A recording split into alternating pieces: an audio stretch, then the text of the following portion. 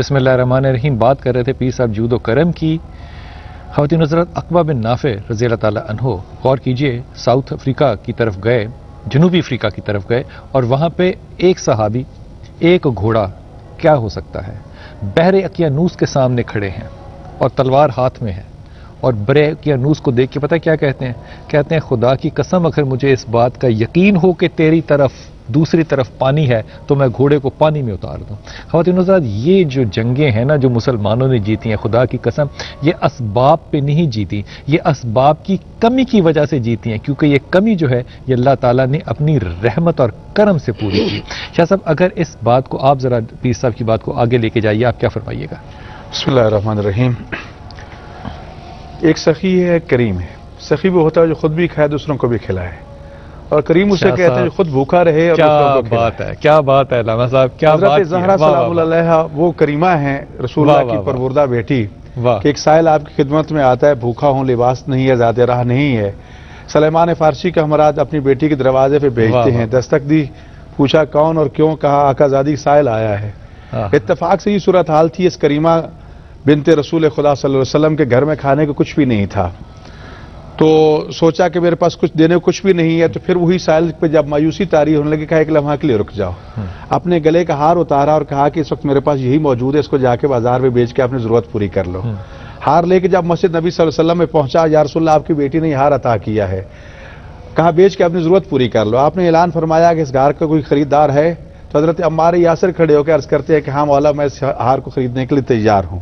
فرمایا سائل کو ساتھ لے جاؤ اور جا کر اس کی ضروریات کو پورا کرو.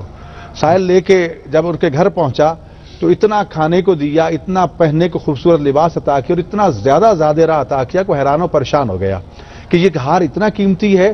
دعائیں دے تو مسجد نبی صلی اللہ علیہ وسلم کی طرف بڑھا اور آ کے کہا کہ یا رسول اللہ، اس ہار نے تو میری دنیا ہی سنوار کے رکھتی ہے. دوسری طرف کیا ہوا کہ اس اصحابی رسول صلی اللہ علیہ وسلم نے اپنے غلام کو بلایا، کہا ذرا غسل کر کے آ جاؤ، وضو کر کے آ جاؤ. ایک تشت منگایا، اس میں ایک ریشمی رومال رکھا، خوشبو سے معطر کیا. بنت رسول کے اس ہار کو اس میں رکھ کے اوپر سے ڈھانپ کے کہا کہ اس کو سر پہ رکھ لو، درود پڑھتے ہوئے در زہرا پہ چلے جاؤ، جا کے آقا زادی کی خدمت میں یہ ہار پیش کر دینا کہ غلام نے آپ کا ہار آپ کی طرف لوٹا دیا ہے، اور یاد رکھو میں نے اسی خوشی میں آپ کو بھی جناب زہرا سلام اللہ کو ہبہ کر دیا، میری طرف سے تم آزاد ہو. غلام جب وہ ہار لے کے در زہرا میں پہنچا تو اس وقت جناب زہرا خدمت میں ہار پیش کر کے کہا کہ مجھے عمار یاسر نے یہ بھی فرمایا کہ میں اب آپ کی ملکیت ہوں. سیدہ مسکرا کے فرماتی ہیں جاؤ، ہم نے آپ کو اللہ کے راہ میں آزاد کیا. مسکراتا ہوا رسول اللہ کے پاس آیا کہ عجیب ہار تھا، بھوکے کو کھانا کھلایا، بے لباس کو لباس دے دیا، جس کے پاس زیادہ راہ نہیں تو اس کو زیادہ راہ مل گیا، اور غلام کو آزاد کر کے پھر اپنے مالک کے پاس واپس چلا گیا. تو یہ ہے آل محمد کی کریمی، سرکار مصطفیٰ صلی اللہ علیہ وسلم کے گھر اور ان کے خانوادے کی کریمی اور سخاوت کا یہ عالم ہے کہ خود بھوکے رہتے ہیں، ان کے دروازے پہ سے یتیم کھانا لیتا ہے، قیدی کھانا لیتا ہے، اور مسافر جو کھانا لیتا ہے، اور پھر ساتھ یہ بھی کہہ دلا امید میں کچھ جزام ولا شکورا، ہم یہ کوئی اس لیے نہیں دے رہے کہ آپ ہمیں کھانا کھلائیں جی، بلکہ ہم اس کی جزا تو اللہ سے چاہتے ہیں. یہ ہے کردار رسول خدا صلی اللہ علیہ وسلم کا اور ان کی اولاد کا اور ان کے تربیت یافتوں کا، کہ خود بھوکے رہتے ہیں اور دنیا کو کھلاتے ہیں. کیا بات ہے، کیا بات ہے، کیا بات ہے. اللہم صلی اللہ محمد و آل محمد. شاید کیا بات ہے، سخاوت میں اور کرم میں کیا واضح فرق کیا، کیا بات ہے. مولانا صاحب آپ کیا فرمائیے گا اس پہ؟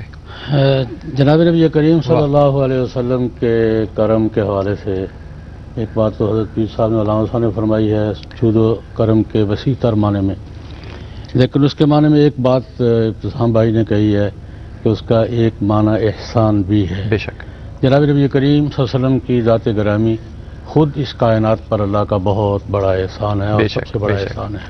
اور جناب نبی کریم صلی اللہ علیہ وسلم کے احسانات اس نسل انسانی پر اور کائنات پر اتنے زیادہ ہیں جو شمار نہیں کیے جا سکتے. حضور سراپا احسان، اللہ خود بھی احسان ہے، اور آپ کے احسانات پوری نسل انسانی پر، پوری کائنات پر، اور خاص طور پر سوسائٹی کے پسے ہوئے طبقات پر جناب نبی کریم صلی اللہ علیہ وسلم کے احسانات. تاریخ جب گنتی ہے تو آدمی حیران ہو جاتا ہے کہ ایک شخص نے، ایک شخصیت نے دنیا کے نظام کو کیسے بدل دیا. میں ایک حوالہ 20 حوالوں میں سے ایک حوالہ عرض کرنا چاہوں گا کہ جناب نبی کریم صلی اللہ علیہ وسلم سے پہلے جب بچی بیٹی زندہ درگور کی جاتی تھی اور عورت کو زندگی کے قابل نہیں سمجھا جاتا تھا، نبی کریم صلی اللہ علیہ وسلم کی تشریف آوری کے بعد صورتحال کیا تھی؟ ہمارے عربی ادب کا مشہور دیوان ہے دیوان حماسہ، اس میں ایک واقعہ ہے کہ ایک شخص کے پاس کوئی شخص سردار کے پاس کوئی شخص رشتہ مانگنے کے لیے گیا، تو اس نے اس کو جواب دیا کہ بھائی دیکھو مجھ سے رشتہ مانگنے کیوں آئے ہو، اب تو لڑکیاں ہی لڑکیاں ہیں، غد الناس مذقام النبی الجواریہ، جب سے یہ پیغمبر آیا ہے اب دنیا میں عورتیں ہی عورتیں ہیں، لڑکیاں ہی لڑکیاں ہیں، مجھ سے رشتہ مانگنے کیا آئے ہو؟ تو جناب نبی کریم نے عورت کو زندگی بخشی، حضور نے غلام کو عزت بخشی، کمزور طبقات کو حضور نے معاشرے کے مقابل لا کے کھڑا کیا، اور جناب نبی کریم صلی اللہ علیہ وسلم دیکھیے ایک بات اب غور فرمائیے کہ حضور کا سب سے بڑا احسان پسے ہوئے طبقات پر تھے، مظلوم طبقات پر، کہ جناب نبی کریم صلی اللہ علیہ وسلم کی خدمت میں قریب غربا بیٹھے تھے، عمار بن یاسر تھے، عبداللہ بن مسعود تھے، اور بلال تھے، حضرت صہیب رضی اللہ تعالیٰ عنہ مجمعین، تو قریش کے سرداروں کا ایک گروپ آیا کہ اس نے کہا جناب آپ ان کے ساتھ ہم نہیں بیٹھ سکتے، آپ ان کو اٹھائیں گے؟ اللہ پاک نے فرما دیا نہیں جناب، یہ آپ کے ساتھ رہیں گے اور ان کو آپ نہیں اٹھائیں گے۔ آپ نے وہ بتایا کہ آتے ہیں تو ان کی مرضی، نہیں آتے تو ان کی مرضی، اور پھر جب آیا کریں مسجد میں تو سلام کیا کریں۔ لیکن یہ ہے کہ آپ ان کو سلام کہیں، اور یہ نبی کریم کا احسان میں کہتا ہوں ساری کائنات پر ہے، لیکن سب سے زیادہ سوسائٹی کے پسے ہوئے طبقات پر، کہ انہوں نے معاشرے میں ان کو دوسروں کے برابر کھڑا کیا اور بتایا کہ یہ بھی انسان ہے، ان کے بھی حقوق ہیں۔ ایک انتہائی ادب اور محبت سے ایک جملہ اگر آپ اجازت دیں تو آپ کی بات کو بڑھاتے ہوئے ابتسام صاحب کے پاس لے جاؤں۔ ابتسام، یہ جو معاملہ ہے نا پسے ہوئے لوگ، خدا کی قسم یہ پسے ہوئے لوگ نہیں ہیں، خدا کرے وہ ہم پسے ہوئے لوگ ہوتے ہیں جو رسول پاک صلی اللہ علیہ وسلم کی مجلس میں بیٹھتے اور رسول کہتے ان لوگوں کو کہ نہیں تم جاؤ، یہ بوریے والے لوگ جو ہیں یہ میرے پاس، اور ان میں سے بدبو آ رہی تھی، وہ گندے تھے، انہوں نے ان کے اوپر طنز کیا کہ یہ لوگ ہیں جو رسول کے پاس بیٹھتے ہیں۔ حافظ صاحب، یہ جو رسول پاک صلی اللہ علیہ وسلم کا ایک رحم کا، احسان کا، کرم کا جو ایک رول ہے، اس کو اس تناظر سے ذرا غور فرمائیے کہ جو لوگ آپ پہ ظلم کرتے تھے، جو آپ کو برا بھلا کہتے تھے، آپ کا ان کے ساتھ بھی رول کیسا رہا؟ دیکھیں یہ ایک چھوٹی سی بات آپ کے سوال سے پہلے میں پچھلی بات سے جوڑوں گا کہ سیدہ ہدیۃ الکبریٰ نے جس وقت حضرت رسول اللہ صلی اللہ علیہ وسلم پہلی وحی کے بعد تشویش کا شکار ہوئے تھے تو کیا الفاظ کہے تھے؟ انک تحمل الکل و تکسب المعدوم و تعین علی نوائب الحق و تناصر المظلومین، کہ آپ نے گرے ہوا کو بلند کیا ہے، اور معدوم طبقے جو کہ بالکل عدم کی طرف جا رہے تھے، جن کی معاشرے کوئی وقت نہیں تھی، آپ نے ان کو ایک رول دیا معاشرے کے اندر، اور آپ نے نصرت کیا ان لوگوں کی جو مظلوم ہیں۔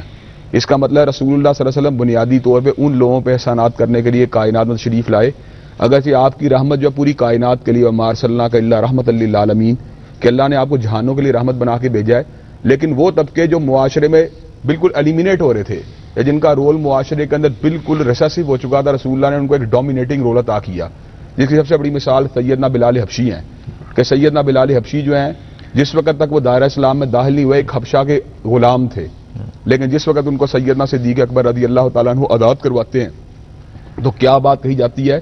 ہمارے سردار ابو بکر نے ہمارے سردار بلال کو آزاد کروا دیا۔ کیا بات، کیا اور سیدنا بلال حبشی رضی اللہ تعالیٰ جس وقت رشتہ لینے کے لیے جاتے ہیں تو مدینہ میں ہر شخص کی خواہش ہے کہ آپ ان کے داماد بنیں، تو میں یہ سمجھتا ہوں یہ مقام جو عطا کیا ہے وہ حضرت رسول اللہ صلی اللہ علیہ وسلم کی تعلیمات نے اور آپ کے انٹریکشن نے عطا کیا سوسائٹی کے اندر طبقوں کو جو بالکل معدوم ہو چکے تھے۔ رہی یہ بات کہ وہ لوگ جو آپ کے اپنے لہو کے پیاسے تھے، جنہوں نے آپ کو تیروں کا نشانہ بنایا، پتھروں کا نشانہ بنایا، تانوں کا نشانہ بنایا، ملامت کا نشانہ بنایا، یہاں تک کہ وہ لوگ جنہوں نے آپ کے عزہ و کارب کو آپ سے چھین کے جدا کر دیا، جب انتقام کی مسند کے اوپر آپ موجود تھے اور انتقام لینا آپ کے لیے چندہ مشکل نہ تھا، آپ نے کیا کیا؟ سیدنا یوسف نے تو باہر اپنے برادر زادوں کو معاف کیا تھا، لیکن سیدنا حضرت رسول اللہ صلی اللہ علیہ وسلم نے کن کو معاف کیا؟ ان لوگوں کو جنہوں نے سیدنا حمزہ کلیجہ چبا لیا۔ الفاظ کیا کہے؟ لا تثریب علیکم اليوم، جاؤ آج کے تم سے کوئی معاہدہ نہیں ہوگا، میں تمہیں ساروں کے ساروں کو معاف کرتا ہوں۔ تو میں یہ سمجھتا ہوں کہ کریمیت کا جب ہم ذکر کرتے ہیں تو رسول اللہ صلی اللہ علیہ وسلم کی کریمی جو ہے وہ پوری کائنات میں اسی سے سبقت لے کے جاتی نظر آتی ہے، جس طرح آپ کی رسالت تمام انبیاء کی رسالت کو سبقت لے کے جاتی نظر آتی ہے۔ حافظ صاحب ایک چھوٹا سا وقفہ لیں آپ کو تو کاٹتے ہوئے بھی مجھے حیا آتی ہے۔ خواتین حضرات، یہ جو حضرت ابو بکر رضی اللہ تعالیٰ عنہ نے جب آزاد کروایا حضرت بلال رضی اللہ تعالیٰ عنہ کو، تو حضرت بلال نے ایک بڑا خوبصورت جملہ حضرت ابو بکر سے کہا اگر مجھے اپنے لیے آزاد کروایا تو مجھے غلام رہنے دو، اگر مجھے اللہ کے لیے آزاد کروایا ہے تو پھر میں آزاد ہوں. یہ ایک غلام کا جملہ جو ہے یہ صرف میرے رسول کا کرم ہو سکتا ہے کہ اس کی زبان سے یہ جرأت مندانہ جملہ ابو بکر کے لیے نکلے. ایک وقفہ لیتے ہیں, واپس آتے ہیں. السلام علیکم ورحمۃ اللہ وبرکاتہ.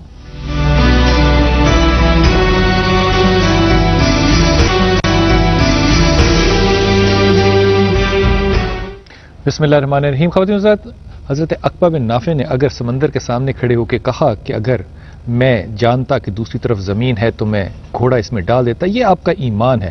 کرم پتہ ہے کیا ہے کہ جب صحابہ جنگل میں سے گزرنا چاہتے تھے تو صحابہ نے جنگل کے باہر کھڑے ہو کے حکم دیا کہ اے جانوروں, یہاں صحابہ جو ہیں وہ رات بسر کرنا چاہتے ہیں. پھر راوی لکھتا ہے کہ جو جانور رینگ سکتے تھے رینگ کے چلے گئے, جو رینگ نہیں سکتے تھے ان کی ماؤں نے ان کو اپنے منہ میں دبوچ لیا اور صحابہ کے لیے جنگل جو ہے وہ خالی ہو گیا. خواتین حضرات, یہ جو ہم بات کر رہے ہیں صاحب کرم کی, یقین کیجئے کہ حوصلہ نہیں اور یہ منہ اس قابل نہیں, یہ پاکیزگی نہیں کہ ہم اللہ کے رسول کا تذکرہ کریں. یہ اللہ کی رحمت ہے کہ جہاں بھی تذکرہ ہو رہا ہو وہاں دلوں کی کیفیت جو ہے وہ پتہ کیوں بدل جاتی ہے, کیونکہ حدیث ہے کہ وہاں فرشتے آتے ہیں اور اللہ تعالیٰ وہاں پہ اپنی برکات اتارتے ہیں. جو دل کی کیفیت بدلتی ہے یہ وہی اللہ کی برکت ہوتی ہے. پھر صاحب آپ حافظ صاحب کی بات کو آگے بڑھائیے گا.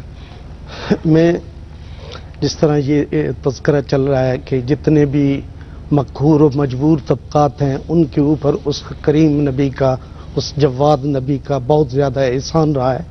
مجھے وہ یاد آ رہا تھا کہ قرآن کریم نے اللہ کے نبی کے لیے رحمت کا لفظ استعمال فرمایا ہے کہ یہ رحمت للعالمین ہے. اللہ کے محبوب نے یہ لفظ کس کے لیے استعمال کیا ہے؟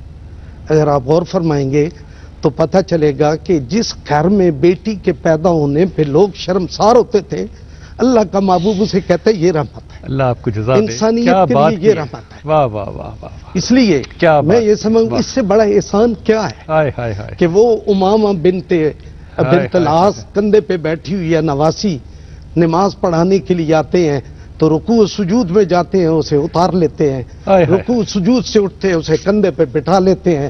مجھے بتائیں اس سے زیادہ اور احسان اس اللہ نے رحمت استعمال کیا حافظ صاحب رسول کے لیے, اور رسول نے استعمال کیا ان لوگوں کے لیے جن کے گھر میں بیٹی ہوئی, اور پھر یہ اشارہ کیا وہ دو جنت میں میرے ساتھ یوں ہوگا. کیا بات, کیا خوبصورت بات. یہاں بیٹی کی بات ہوئی. ڈاکٹر صاحب ایک بات آپ سے اگر یوں اس طرح رکھوں, ام ہانی رضی اللہ تعالیٰ عنہا جو ہیں, یہ ابو جہل کے بھائی نے ان کے گھر میں پناہ لے لی, اور یہ وہ جہاں پہ حضرت علی نے کہا کہ نہیں اس کو میں نے مارنا ہے تو آپ نے پکڑ لیا حضرت علی کو. وہاں رسول پاک صلی اللہ علیہ وسلم تشریف لائے اور کہا کہ جس نے ام ہانی نے جس کو پناہ دی میں نے بھی اس کو پناہ دی.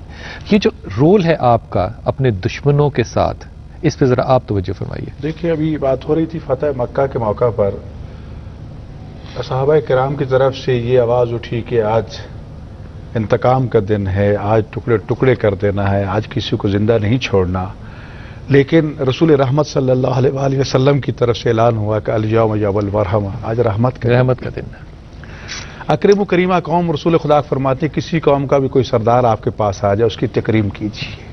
ابو سفیان جو کہ دشمنی رسول خدا صلی اللہ علیہ وسلم میں سب سے آگے تھا, رات کے وقت جب اس نے ایک منظر دیکھا فتح مکہ کے وقت کے لشکر اسلام پڑاؤ ڈالے ہوئے ہیں, تو حضرت عباس رسول خدا صلی اللہ علیہ وسلم کے چچا کی خدمت میں آ کے کہتا ہے کہ کسی طرح سے مجھے میری ملاقات ہو سکتی ہے کہ میری عزت بھی بچ جائے, میری تکریم بھی بچ جائے اور میں اسلام قبول کرنے کو تیار ہوں. رسول رحمت صلی اللہ علیہ وسلم کے چچا رات کی تاریکی میں ان کو ساتھ لے کے جاتے ہیں. کریم رسول نے باوجود اس کے کہ سب سے بدترین دشمن تھا, جتنی اذیتیں پہنچائیں اس کی انتہا نہیں, کہا کہ جاؤ ہم آپ کی عزت کرتے ہیں, تمہارے گھر کو پناہ گاہ بناتے ہیں, جو بھی تیرے گھر میں پناہ لے لے گا ہم اس کو معاف کر دیں گے. یہ رول ہمارے تاریخ میں, تاریخ انسانیت میں کہیں بھی نہیں ملتا کہ بدترین دشمن کی عزت پر بھی آنچ نہ آنے پائے. بدترین دشمن کی عزت پہ بھی آنچ نہ آنے پائے تاکہ وہ سوسائٹی میں سر بلند رہے. وہ قدر کرے یا نہ کرے, رسول رحمت کی نظروں میں تو ایک انسان کی حیثیت سے کہ جس انسان کو اللہ تعالیٰ نے والا قد کرم نہ بنی آدم تکریم عطا کی تھی, اگر اسے اپنی تکریم کا احساس نہیں ہے تو رسول کریم تو صلی اللہ علیہ وسلم پوری دنیا کو کرم کا سبق سکھانے کے لیے آئے تھے. اور یہی وجہ ہے کہ رحمت اللہ عالمین کی مثالیں جس طرح کی یہ حضرت ہانی کی آپ نے بات کہی, تو بہرحال یہ چیزیں ایسی مثالوں سے بھری پڑی ہیں. جنگ بدر ہوتی ہے, قیدی آ رہے ہیں، گرفتار ہو رہے ہیں، قیدی مقہور تھے، قابو میں تھے، دشمن تھے، لیکن ایسی مثال تاریخ نے کبھی پیش کی تھی کہ رسول رحمت جو ہیں وہ پیدل چل رہے ہیں اور اپنے اونٹ پر قیدیوں کو سوار کر کے لے جا رہے ہیں، وہ بھی جنگی قیدیوں کو، دشمنوں کو، اور پھر جب مدینہ منورہ پہنچ جاتے ہیں تو کہا جاتا ہے کہ ان پر احسان کر کے چھوڑ دو، فدیہ دے سکتے تو فدیہ لے کے چھوڑ دو، اور اگر 10 مسلمانوں کو یہ پڑھا سکتے ہیں تو وہ تعلیم پھر بھی چھوڑ دو۔ عذر ڈھونڈ رہے ہیں نا جی، عذر ڈھونڈ رہے ہیں کہ کسی طرح ان کو معافی مل جائے، اور پھر یہ شفیع المذنبین ہیں، دنیا میں بھی انہوں نے یہی کردار ادا کیا، اور روز قیامت ہم جیسے گناہگار تو جو امیدیں لگا کے بیٹھے ہیں تو یقیناً ہماری یہ سفارش کریں گے۔ اکرم و کریمہ قوم کی مثالیں اور بھی ملتی ہیں۔ حاتم طائی کی بیٹی جب گرفتار ہو کے آتی ہے، سر سے چادر ڈھلتی ہے، جناب بلال سے ناراض ہوتے ہیں، یہ کیا؟ تو اس کی تکریم کے لیے کھڑے ہو جاتے ہیں۔ کہا تو یہ چیزیں جو ہیں، اسی طرح جنگ خیبر میں ہم دیکھتے ہیں کہ مرحب کی بہن جب آتی ہے تو ایک کافرہ ہے، ایک یہودی خاتون ہے، لیکن اس کے استقبالی کھڑے ہوتے ہیں کہ ایک سردار کی بیٹی، سردار کی بہن ہے۔ تو یہ مثالیں جو تاریخ سیرت نبی صلی اللہ علیہ وسلم میں ملتی ہیں، کاش ہم اس کو صرف پڑھ کے چھوڑ نہ دیتے، اس پہ اسے سبق حاصل کرتے۔ اب وہ درگزر کا ایک طائف کا معاملہ ہمارے سامنے ہے، پتھر مار مار کے لہو لہان کر دیے جاتے ہیں، نالائن مبارک خون سے تر ہو جاتی ہے، جبرائیل وحی لے کے نازل ہوتے ہیں، اللہ پوچھ رہے ہیں کہ اگر اجازت دو تو طائف کو اٹھا کے ان پر پھینک کے پیس دوں۔ کہا نہیں، میرے رب سے کہہ دیجیے اگر عذاب ہی نازل کرنا تھا تو مجھے رحمت اللہ عالمین کیوں بنایا تھا۔ کیا خوبصورت بات، کیا خوبصورت۔ ڈاکٹر صاحب ایک چھوٹا سا وقفہ لینا آپ کو کاٹتے ہوئے، پھر مجھے حیات دی۔ خواتین حضرات، کیا خوبصورت بات کہ اللہ پاک کے رسول رحمت اللہ عالمین جو ہیں وہ عذر ڈھونڈ رہے ہیں، حجتیں ڈھونڈ رہے ہیں کہ کس طرح میں ان لوگوں کی عزت کو برقرار رکھوں اور ان کو آزاد کر دوں، بالکل اسی طرح جس طرح میرا رب العالمین وجہیں ڈھونڈتا ہے، حجت ڈھونڈتا ہے کہ کس طرح میرے ماننے والے لوگ جو ہیں وہ کسی طرح جنت میں چلے جائیں۔ وقفہ لیتے ہیں، انشاءاللہ واپس آتے ہیں۔ السلام علیکم ورحمۃ اللہ۔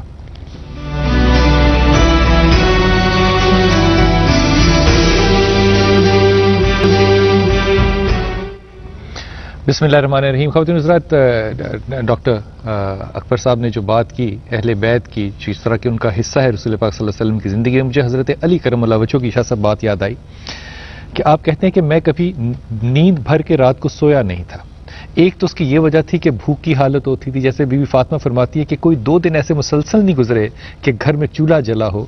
علی کہتے ہیں، علی خیبر کو فتح کرنے والے علی کرم اللہ وجہ کہتے ہیں کہ میں بھوک کی وجہ سے نہیں سوتا۔ ایک دوسری وجہ آپ نے فرمائی، کہا اس غم سے نہیں کبھی سوتا تھا کہ شاید یہ میری زندگی کی آخری رات نہ ہو، پتہ نہیں میں صبح اٹھوں یا نہ میں نہ اٹھ سکوں، تو جتنا وقت عبادت میں گزار سکتا ہوں گزار لوں، اس لیے راتوں کو کبھی میں نیند بھر سویا نہیں سوائے ایک رات کے۔ اور وہ کون سی رات؟ جب رسول پاک صلی اللہ علیہ وسلم نے حضرت علی کرم اللہ وجہہ سے کہا کہ علی آج تو میرے بستر پہ سو جا اور صبح امانتیں واپس کر کے آ جانا۔ کہا پھر مجھے یقین تھا کہ آج رات میری زندگی اختتام کو نہیں پہنچے گی، کیونکہ میں نے صبح لوگوں کی امانتیں واپس کرنی ہے۔ اس پہ ذرا خواتین حضرات غور فرمائیے، یہاں موضوع یہ نہیں ہے کہ مقدر میں موت ہے یا نہیں، یہاں پہ موضوع یہ ہے کہ اگر رسول نے کہہ دیا کہ صبح اٹھو گے تو پھر صبح اٹھو گے۔ کیا کن لوگوں کی بات۔ حضرت آپ مولانا زاہد صاحب اس موضوع پہ۔ جناب نبی کریم صلی اللہ علیہ وسلم کے جود و سخا اور آپ کا لطف و کرم اور آپ کے احسانات کے 20 پہلو ہیں۔ میں نے پہلے بھی عرض کیا تھا کہ ایک جود و سخا کا پہلو ہے جو افراد کے ساتھ تھا، اپنے معاشرے کے ساتھ تھا، ایک پہلو ہے جو انسانیت پر تھا، جو نسل سوسائٹی پر تھا۔ اس طرح ذرا توجہ فرمائیے کہ جو لوگ آپ پہ ظلم ڈھاتے تھے، جو برا بھلا کہتے تھے، ان کے ساتھ آپ کا جو حسن سلوک ہے۔ میں عرض کرنا چاہوں گا، جی فرمائیے۔ میں عرض کرنا چاہوں گا جناب نبی کریم صلی اللہ علیہ وسلم کے جود و سخا کا وہ پہلو جو اجتماعیت کے ساتھ تھا، سوسائٹی کے ساتھ تھا۔ قرآن پاک نے اس کا ذکر کیا ہے ان الفاظ کے ساتھ، وَيَضَعُ عَنْهُمْ إِصْرَهُمْ وَالْأَغْلَالَ الَّتِي كَانَتْ عَلَيْهِمْ۔ حضور جو تشریف لائے ہیں تو آپ کے بعثت کے مقاصد میں یہ ہے کہ انسانیت کے سروں سے بوجھ کو اتاریں اور زنجیروں کو توڑیں۔ نبی کریم صلی اللہ علیہ وسلم نے انسانیت کے معاشرے پر، سوسائٹی پر جو صدیوں سے بوجھ چلے آ رہے تھے وہ بوجھ ہٹائے اور غلامی کی اور جبر کی زنجیریں توڑیں۔ اس کا ایک پہلو عرض کرنا چاہوں گا فتح مکہ کے حوالے سے ہی کہ حضرت بلال رضی اللہ تعالیٰ عنہ کو جب نبی کریم صلی اللہ علیہ وسلم نے فتح مکہ کے بعد بیت اللہ کی چھت پر کھڑے ہو کر اذان دینے کا حکم دیا تو مکے میں کوہرام مچ گیا کہ ایک غلام شخص ہے، غلامی سے آزاد ہوا ہے اور اس کو مکہ مکرمہ کے چھت پہ کھڑے ہو کر اذان دینے کی بات کہی جا رہی ہے۔ اس پر ایک قریشی سردار نے جو منظر دیکھ رہا تھا وہ منظر کی تاب نہیں لا سکا، اپنی آنکھوں پہ ہاتھ رکھا اس نے اور اپنے باپ کو یاد کر کے کہتا ہے کہ میرا باپ تو بڑا خوش نصیب ہے کہ یہ منظر دیکھنے کے لیے تو زندہ نہیں ہے اور ہمیں یہ منظر دیکھنا پڑ رہا ہے۔ اسی فتح مکہ پر پہلے بھی ذکر کیا میرے فاضل دوست نے، حضرت وحشی بن حرب جب آئے ہیں جناب نبی کریم صلی اللہ علیہ وسلم کے سامنے، یا رسول اللہ میں اسلام قبول کرنا چاہتا ہوں، فرمایا قبول ہے۔ یا رسول اللہ میں حمزہ کا قاتل ہوں، فرمایا قبول ہے۔ یا رسول اللہ فرمایا ٹھیک ہے، اسلام یہد وما کان قبل، اسلام پہلے کے سارے گناہ معاف فرما دیتا ہے۔ صرف ایک بات کہی حضور نے، وہ طبی بات تھی، ایک طبی بات کی کہ وحشی تجھے دیکھ کر مجھے وہ چچا کی یاد آتی ہے، تو میرے سامنے نہ آنا، وہ منظر یاد آتا ہے۔ تو وحشی نے بھی پھر اس کا کہا یا رسول اللہ آج کے بعد آپ میرے چہرے پر نظر نہیں ڈالیں گے، آج کے بعد میں آپ کو نظر نہیں آؤں گا۔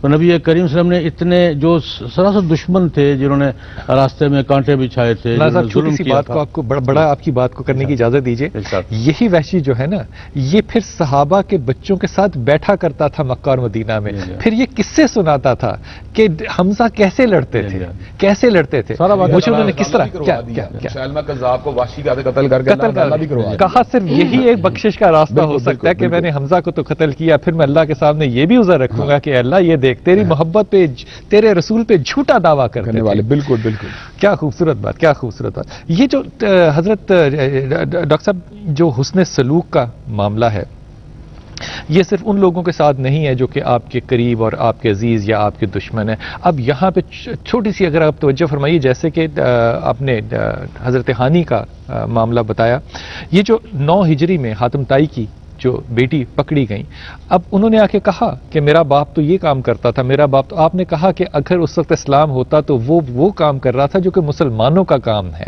تو سردار کی بیٹی ہے اس کے، اور اسے کہا کہ تو جہاں جانا چاہتی ہے چلی جا، پھر اس کو جو کچھ دینا تھا وہ بھی دیا۔ اب یہاں تک تو بات ساری ٹھیک ہے، لیکن یہ غور فرمائیے کہ جب یہ سارا کچھ ہو گیا، کیونکہ آپ نے ایک قیدی کو آزاد کیا، آپ نے تمام قیدیوں کو آزاد کر دیا، یہ جو اکاؤنٹیبلٹی اور انصاف ہے خدا کی قسم یہ بھی تو کہیں نظر نہیں آتا۔ بالکل بالکل، کوئی وجود نہیں۔ کیوں حافظ صاحب؟ میں یہ سمجھتا ہوں کہ حضرت رسول اللہ صلی اللہ علیہ وسلم کے یہاں پہ انصاف کی جو کیفیت ہے وہ تو آپ کی سزاؤں کے اندر بھی نظر آتی ہے کہ جیسے بنو مخزوم کی فاطمہ نے چوری کی ہے اور اسامہ ابن زید سفارش لے کے آئے ہیں، تو رسول اللہ صلی اللہ علیہ وسلم نے اپنے عدل و انصاف کو یقینی ٹھہرانے کے لیے کیا مثال دی؟ لو انا فاطمہ بنت محمد سرقت لقطاد یادہا، اگر محمد کا قلب اطہر، خدیجہ کا لہتے جگر، علی کا نور نظر، حسن و حسین کی مادر محترم اور سیدۃ النساء اہل الجنہ، اور وہ فاطمہ جس کے سر کے بالوں کو کبھی آسمان کے سورج نبی نہیں دیکھا، اگر وہ بھی چوری کرے تو نبی علیہ السلام اس کے بھی ہاتھ کو کاٹ ڈالیں گے۔ اس کا مطلب ڈسکریمنیشن کا تو حضرت رسول اللہ صلی اللہ علیہ وسلم کے یہاں پر کوئی تصور ہی موجود نہیں ہے۔ حضرت رسول اللہ صلی اللہ علیہ وسلم جس دن سیدنا عباس رضی اللہ تعالیٰ عنہ گرفتار ہو کے آتے ہیں اور ان کی بیڑیوں کے اندر ہونے کے بعد ان کے دکھ کو اپنے اندر محسوس کرتے ہیں، تو آپ بالکل کروٹیں بدلتے رہتے ہیں، لیکن آپ یہ بات کو محسوس کرتے ہیں آج اگر عباس کی زنجیروں کو ڈھیلا کر دیا گیا تو کہیں لوگ یہ نہ سمجھے کہ یہاں اقربا اور اجزا پروری جو ہے اس کو یہاں پہ ترویج دی جا رہی ہے۔ آپ کی آنکھوں میں آنسو ہیں کہ اپنے باپ کے قائم مقام ایک آدمی جسے آپ کو بے پناہ محبت ہے اس کو بیڑیاں لگی ہوئی ہیں، لیکن آپ کروٹیں بدل رہے ہیں لیکن صحابہ کے ساتھ اس غم کو شیئر نہیں کر رہے۔ تو میں یہ سمجھتا ڈسکریمنیشن کا اور اوپر نیچے کرنے کا اور اپنے جو پیمانے کو غلط طریقے سے پکڑنے کا تصور بھی یہاں موجود نہیں۔ اور اللہ تبارک و تعالیٰ نے سورہ مطففین میں اسی حقیقت کو یوں بیان کیا ہے، وَيْلٌ لِّلْمُطَفِّفِينَ الَّذِينَ إِذَا اكْتَالُوا عَلَى النَّاسِ يَسْتَوْفُونَ، کہ وہ لوگ جو کانٹے کو غلط طریقے سے تولتے ہیں وہ لوگ کامیاب نہیں ہو سکتے۔ یہ رحمت اللہ عالمین کی ہم پہ کرم نوازی ہے کہ ہم یہ سب کام کر رہے ہیں، انہوں نے ہمیں گائیڈ کی ہے، انہوں نے یہاں تک بات کی کونوا قوامین بالقسط شہداء للہ، کہ آپ یہ عدل و انصاف کے دامن کبھی نہ چھوڑیں، اور حتیٰ کہ دشمنوں کے بارے میں کہا وَلَا يَجْرِمَنَّكُمْ شَنَآنُ قَوْمٍ عَلَىٰ أَلَّا تَعْدِلُوا اعْدِلُوا، کہ تمہیں کسی کی دشمنی اس بات میں مادہ نہ کرے کہ تم بے انصافی میں بے انصافی کرو۔ کیا خوبصورت بات، اس بات کو بڑھاتے ہیں حافظ صاحب۔ ایک چھوٹا سا وقفہ لکھا ہوتے ہیں، ذرا بات کو کاٹنے کی خدا کی قسم حیا آتی ہے کہ بات کو کاٹوں۔ ایک چھوٹا سا جملہ سنتے جائیے حضرت علی کرم اللہ وجہہ کا کہ بھوکے تھے، سردی تھی، اور ایک یہودی کے باغ میں جا کے کیا ملازمت کی، کھجوروں پہ اور پانی پہ، اور پھر جب رسول پاک صلی اللہ علیہ وسلم کی مجلس میں آئے اور کیا مکالمہ کیا، انشاءاللہ وقفے سے آتے ہیں اور اس بات پہ تذکرہ کرتے ہیں۔ السلام علیکم ورحمۃ اللہ وبرکاتہ۔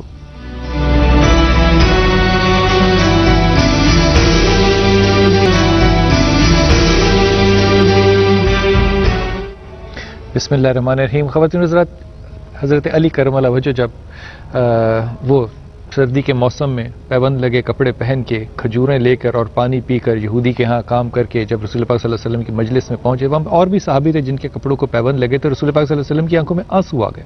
اب یہ بات کو میں اگر یہاں بھی ختم کر دوں نا کہ میرے رسول کی آنکھوں میں آنسو آ گئے تو بات تو اتنی مکمل ہو گئی۔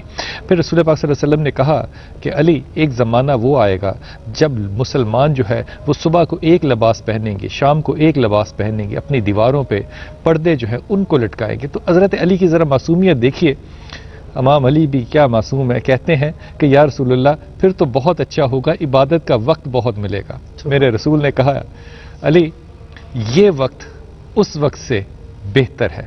خواتین حضرات، وہ وقت جو کہ صحابہ نے رسول پاک صلی اللہ علیہ وسلم کے ساتھ گزارا، خدا کی قسم اگر یہ علم ہو کہ وہ کرم جو ہے وہ انہی کے وسیلے سے ہم تک پہنچ رہے، انہی کے طفیل ہم تک پہنچ رہے، یہ لوگ راستے میں نہ ہوتے، ہمیں یہ راستہ دکھانے والا آج اس دنیا میں کوئی نہ ہوتا۔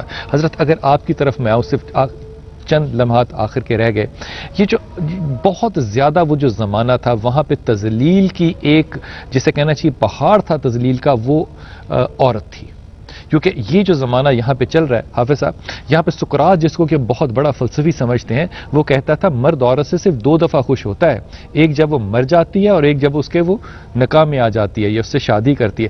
یہ لیول تھا ایک عورت کا مقام تھا۔ جب میرا رسول آیا تو عورت کے ساتھ جو رشتے ناطے تعلق اور جو مقام قائم ہوا اس پہ ذرا 2 جملے فرمائیے گا۔ حضرت عمر رضی اللہ عنہ فرماتے ہیں، بخاری شریف کی روایت ہے، کہتے جب مکہ میں تھے تو ہم عورت کی رائے کو، اس کی پوزیشن کو کوئی حیثیت نہیں دیتے تھے۔ جب مدینہ منورہ پہنچے، انصار کے ساتھ ملے اور جناب نبی قسم کی تعلیمات ہمارے سامنے آئیں تو ہمیں پتہ چلا کہ عورت کے بھی کوئی حقوق ہیں، اس کی بھی کوئی رائے ہے، اس کی بھی کوئی حیثیت ہے۔ تو جناب نبی کریم صلی اللہ علیہ وسلم نے سوسائٹی کو عورت کے مقام سے، عورت کے حقوق سے اور عورت کی حیثیت سے اس نے متعارف کروایا۔ حضرت عمر اعتراف فرماتے ہیں کہ ہم نے یہ اسلام کے آنے سے، جناب نبی کریم کی تشریف آوری سے اور مدینہ منورہ کی زندگی میں ہمیں معلوم ہوا کہ عورت کے بھی حقوق ہیں اور اس کی بھی رائے کا حق ہے۔ کیا بات ڈاکٹر صاحب؟ جناب رسول خدا صلی اللہ علیہ وسلم نے عورت کو عزت اور مقام عطا کیا، فرمایا کہ عورت اگر بیٹی ہے تو اپنے ماں باپ کے لیے رحمت ہے۔ کیا بات، کتنا عظیم مقام ہے سیدہ کائنات جناب زہرا سلام اللہ علیہا کا کہ بیٹی ہونے کے ناطے رحمت اللہ عالمین جیسے باپ کے لیے بھی رحمت۔ کیا بات ہے، کیا بات ہے، کیا بات ہے، حیثیت سے اپنے شوہر کے نصف ایمان کی محافظ ہے، نصف ایمان رحمت العالمین کے لیے رحمت ہے۔ اور جناب زہرا سلام اللہ امیر المومنین جیسے کل ایمان کی زوجہ بن کے ان کے ایمان کی محافظ بن رہی ہے۔ اور جب یہی عورت جب ماں بنتی ہے تو رسول خدا صلی اللہ علیہ وسلم ارشاد فرماتے ہیں کہ جنت تمہاری ماں کے قدموں میں ہے۔ واہ، تو جناب زہرا کا مقام کتنا بلند ہے کہ جنت کے جوانوں کے سردار حسنین شریفین کی جنت ماں کی۔ کیا بات ہے ڈاکٹر صاحب، واہ۔ یہ عورت کو جو مقام دیا بیٹی کی حیثیت سے، بیوی کی حیثیت سے، ماں کی حیثیت سے، یہ اسلامی تو ہے، رسول رحمتی تو ہیں کہ جنہوں نے آپ کو یہ مقام دیا۔ کیا بات ہے۔ اور شوہر کی تکریم کے حوالے سے خیبر فتح ہوتا ہے، اتنا مال غنیمت آتا ہے، کلہاڑوں سے سونا کاٹ کاٹ کے تقسیم کیا جاتا ہے۔ فاتح خیبر علی ابن ابی طالب کو سونا ملتا ہے، مدینہ کے یتیموں فقیروں میں تقسیم کر کے جھولی جھاڑ کے خالی ہاتھ جب پہنچتے ہیں، سیدہ کائنات پوچھتی ہیں کہ عبدالحسن میں نے سنا ہے کہ بہت سا سونا آیا ہے، کاٹ کاٹ کے تقسیم کیا گیا۔ ہاں فاطمہ آپ نے صحیح سنا۔ کہا کہ پھر آپ کے حصے کا سونا؟ کہا کہ میں نے راہ خدا میں یتیموں میں، مسکینوں میں، بیواؤں میں تقسیم کر دیا ہے۔ شکوہ نہیں کیا، فوراً سجدے میں چلی گئی جناب زہرا سلام اللہ علیہا، میرا اللہ تیرا کتنا شکر ادا کروں کہ تو نے مجھے اتنا کریم شوہر عطا کیا۔ واہ واہ واہ واہ، یہ ہے کریمی، یہی سخاوت، اور اس سے بڑھ کر کیا کریمی ہوگی رسول خدا صلی اللہ علیہ وسلم کے تربیت یافتوں کی کہ قاتل جو ہے اس کو سامنے پیش کیا جاتا ہے اور علی ابن ابی طالب کے سامنے دودھ کا پیالہ ہے، پانی کا پیالہ کا، پہلے اس کو پلائیے، یہ میرا قاتل ہے۔ اسی علی کا پوتا علی ابن الحسین جس کے گھر میں ان کے سکے بھائی علی اکبر کا قاتل آ کے مہمان بنتا ہے، 3 دن تک اسے احساس نہیں ہونے دیا کہ تو میرے بھائی کا قاتل ہے۔ حسین بن نمیر ملعون کو الوداع کہنے کے لیے مدینہ کے بحر تک جاتے ہیں، جب خدا حافظ کہہ کے لوٹنا چاہتے تو وہ کہتا ہے شاید آپ نے مجھے پہچانا نہیں۔ فرمایا بدبخت میں تجھے بھول سکتا، میں تجھے بھول سکتا، ہم شکل پیغمبر میرے بھائی علی اکبر جیسے بیٹے کے تم قاتل ہو۔ کہا پھر تم نے مجھے قتل کیوں نہیں کیا؟ کہا تو میرا مہمان تھا۔ میرے نانا کا پیغام ہے کہ اکرم ضیف ولو کان کافرا، اگر کافر بھی مہمان آیا تو اس کی تکریم کرو، تو میرا مہمان تھا، وہاں تمہارے مہمان۔ تو یہ ہے کریمی اہل بیت، یہ ہے کریمی رسول، اور یہ ان کی تربیت کا نتیجہ۔ شاہ صاحب، میں ایک زندگی کی ایک عجیب حقیقت ہے کہ انسان عام زندگی میں بیویاں بھی بیٹھی ہیں، بچیاں بھی بیٹھی ہیں، بھائی لوگ بھی بیٹھے ہیں، لیکن جب مشاورت خاص ہوتی ہے نا اس میں پھر خاص لوگ ہوتے ہیں، بیویوں کا گزر نہیں ہوتا۔ میں اپنے نبی کا ایک ایسا واقعہ عرض کر رہا ہوں کہ جب صلح حدیبیہ میں سرکار دو عالم نے ارشاد فرمایا تھا کہ اب ختم، اب یہ احرام اتار دو، قربانی کر دو اور اپنے بال کٹوا لو، کوئی آدمی تیار نہ ہوا۔ حضور نبی رحمت صلی اللہ علیہ وسلم نے حضرت ام سلمہ سے کہا، ام سلمہ دیکھتی نہیں ہو کہ یہ لوگ میری آج بات نہیں مان رہے؟ آپ نے کہا یا رسول اللہ آپ ایسا کیجئے، اپنے بال کٹوائیے، احرام کھولیے، قربانی کیجئے، پھر دیکھیے کیا ہوتا ہے۔ تو وہ نبی کیا وہ خود یہ چیزیں طے نہیں کر سکتا تھا؟ لیکن اللہ کے نبی کو اللہ نے سارے جہان کی ان مسکینوں، فقیروں، درویشوں، مجبوروں، مقہوروں کا خیر خواہ بنا کے بھیجا تھا کہ جب اڑ جائے نا اس وقت مشورہ تم دو، عمل نبی کر۔ ہائے ہائے صاحب جی بنیادی بات یہ ہے کہ یہ بات تو بالکل حضرت من الشمس اگر رسول اللہ نے ماں کے قدموں تلے جنت کو قرار دیا ہے، لیکن ایک میل ڈومینیٹڈ سوسائٹی کے اندر جو عورت کا بطور بیوی مقام ہوتا ہے وہ کسی ڈکا چھپا نہیں ہے۔ حضرت رسول اللہ صلی اللہ علیہ وسلم کی دو بیویاں حضرت ہدیۃ الکبریٰ اور سیدہ عائشہ، ان کے ساتھ ایک بات جو دونوں کے حوالے سے عرض کرنا چاہتا ہوں۔ سیدہ ہدیۃ الکبریٰ وہ ہیں جنہوں نے حضرت رسول اللہ کی بے پناہ خدمت کی ہے، آپ کے زخموں پہ پھاہے رکھے، آپ کے کام آئیں، اپنا مال آپ کے اوپر لٹایا، ہر لحاظ سے آپ کی خدمت کی۔ اس تمام کی تمام خدمت کے بعد انہوں نے کوئی ستائش کو طلب نہیں کیا۔ تو ایک مرتبہ رسول اللہ صلی اللہ علیہ وسلم بیٹھے ہوئے تھے، جبریل امین آئے تو سامنے سیدہ ہدیہ آ رہی تھی، تو انہوں نے کہا وہ آ رہی ہیں حدیجہ، ان کو پروردگار کا سلام کہیے اور ان کو ایک ایسے محل کی بشارت دیجیے لال اور یاقوت اور مروارید کا بنا ہوگا، اللہ کا سلام، اور جس کے اندر نہ دکھ ہوگا اور نہ شور ہوگا۔ اور جہاں تک تعلق ہے حضرت عائشہ رضی اللہ تعالیٰ عنہا کا، تو ایک میل ڈومینیٹڈ سوسائٹی کے اندر ایک عورت کا کیا مقام ہوتا ہے آپ کو پتہ ہے، لیکن جب حضرت رسول اللہ پوچھا کہ آپ کو کائنات میں سب سے زیادہ پیارا کون ہے تو آپ نے کہا عائشہ۔ اس کا مطلب یہ ہے کہ آپ نے اپنی بیوی کو اس مقام کا بلند کیا، اس کو مقام عطا کیا کہ انسان یہ بات جو کائنات کے لوگوں کو سمجھا دی کہ بیوی آپ کی لونڈی نہیں ہوتی بلکہ آپ کی حبیبہ ہوتی ہے۔ اور سیدہ عائشہ حبیب خدا بن کے کس مقام پر فائد ہوئی کہ رہتی دنیا تک کے لیے حدیجہ اور عائشہ کے نام جو ہیں گھر گھر میں موجود ہیں، اور یہ اسی محبت کی وجہ سے ہے جو انہوں نے حضرت رسول اللہ سے کی تھی۔ تو میں یہ سمجھتا ہوں عورتوں کے اوپر جو آپ کے احسانات اگر ان کو تولنے پہ آئیں تو تول تو نہیں سکتے، لیکن یہ دو باتیں جو میں نے انڈیکیٹ کی ہیں اللہ تبارک و تعالیٰ اس کا فیض حاصل کر سکتے ہیں، ہمیں صرف ان کے اسوے کے اوپر چلنے کی توفیق عطا فرمائے۔ بہت شکریہ ادا کرتا ہوں حافظ صاحب آپ کا، میں اپنے مہمانوں کا بہت ممنون، آپ لوگ آئے اور سمندر علم کے جو ہے وہ بہا دی، اور پھر ان کو روکنے میں مجھے حیا آتی رہی کہ میں کس طرح آپ کی بات کو کاٹوں۔ میں بہت شکریہ ادا کرتا ہوں پیر صاحب آپ کا، ڈاکٹر صاحب آپ کا، مولانا صاحب آپ کا، بہت شکریہ آپ کا۔ خواتین حضرات ایک حدیث آپ کے سامنے رکھتا ہوں، قیامت کی 3 نشانیوں میں سے ایک نشانی جو فرمائی کہ سیلاب پر چھائے ہوئے کوڑے کی طرح ہم مسلمان ہوں گے، سیلاب پر چھائے ہوئے کوڑے کی طرح، غور فرمائیے۔ پھر دشمن کے سینے سے روب جو ہے وہ نکال دیا جائے گا۔ پھر تیسرا ایک جملہ کہا وہن ڈال دیا جائے گا۔ پوچھا وہن کیا ہے؟ کہا دنیا کی محبت۔ پھر یہ صرف دنیا کی محبت نہیں ہے، دنیا کی محبت اور موت سے کراہت آنا۔ جب یہ میں جملہ پڑھتا تھا کہ موت سے کراہت کیسے آ سکتی ہے، تو موت سے کراہت پتہ ہے کس کو آئے گی؟ جو یہ آس ہی نہیں رکھتے کہ مریں گے تو اللہ تعالیٰ کے سامنے جائیں گے، مریں گے تو رسول پاک صلی اللہ علیہ وسلم کی شفاعت لیں گے۔ انشاءاللہ تعالیٰ ملاقات ہوگی۔ خواتین حضرات 9 بجے کا احتیاط کیجیے گا، ضرور شامل ہوئیے کہ ہماری مجلس میں ایجپٹ سے کائرو میں الازہر یونیورسٹی کے جو وائس چانسلر ہیں انشاءاللہ تعالیٰ وہ ہمارے ساتھ ہوں گے، ڈاکٹر اسامہ محمد۔ انشاءاللہ ملاقات ہوتی 9 بجے۔ السلام علیکم ورحمۃ اللہ وبرکاتہ۔